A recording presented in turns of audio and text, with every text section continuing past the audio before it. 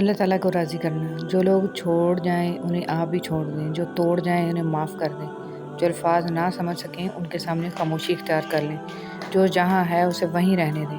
بس یہ یاد رکھیں کہ ہر کسی کو راضی کرنا آپ کے بس میں نہیں ہے اور نہ ہی ضروری ہے، بس اللہ پاک راضی رہے یہی کافی ہے۔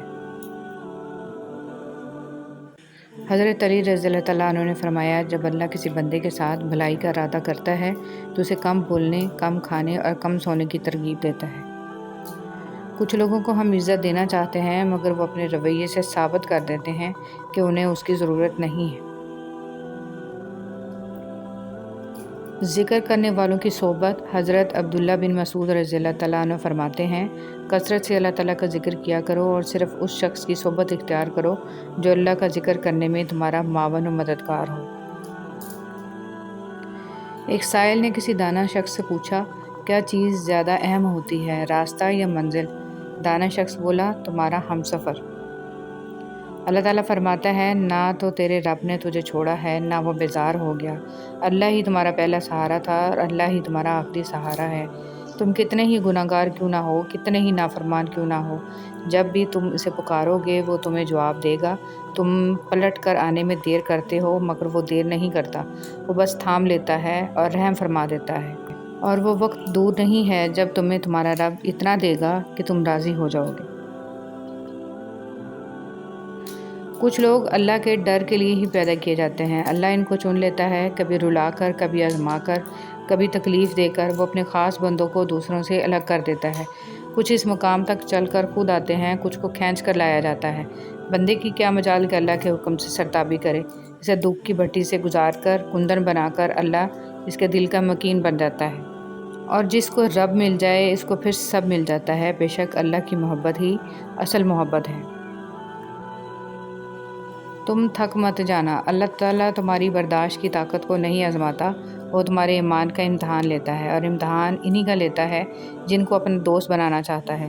اللہ کو تمہاری برداشت کی حد معلوم ہے اور اللہ کبھی تمہیں اس حد سے زیادہ غم نہیں دے گا۔ تمہیں لگتا ہے اب تم تھک گئے ہو مگر تھکتا تمہارا ایمان نہیں، بس حوصلہ گھبرا جاتا ہے۔ جب اللہ کن کہتا ہے تو ناممکن ممکن بن جاتا ہے اور دعائیں مقدر پر بھاری پڑ جاتی ہیں۔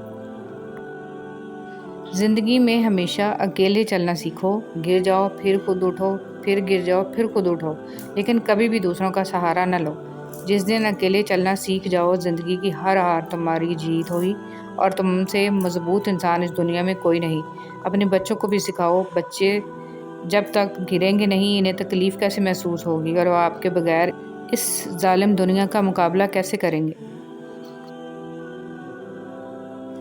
حضرت موسیٰ علیہ السلام اپنی بیوی کو لے کر مصر کا سفر کر رہے تھے تو دیکھا ایک جھاڑی میں آگ لگی ہوئی ہے۔ آپ قریب گئے تو جھاڑی میں سے اللہ کی آواز آئی، اللہ نے پہلی بار کلام کیا اور یہاں پر آپ کو نبوت کے لیے چنا۔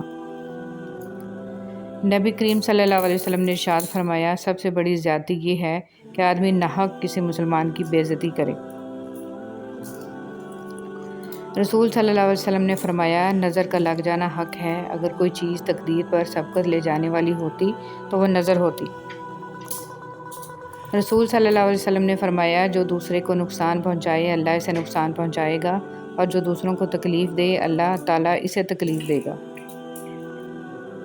ماں کو جنت لے جائے گا۔ رسول صلی اللہ علیہ وسلم نے فرمایا، اس ذات کی قسم جس کے ہاتھ میں میری جان ہے، جو بچہ اپنی والدہ کے پیٹ میں روح پھونکے جانے سے پہلے ہی ساقط ضائع ہو گیا، اگر اس کی والدہ صبر کرتے ہوئے اپنے اس بچے پر ثواب کی امید رکھے تو وہ بچہ بھی اپنی والدہ کو نال ناف سے ملا ہوا ایک حصہ سے پکڑ کر جنت میں لے جائے گا۔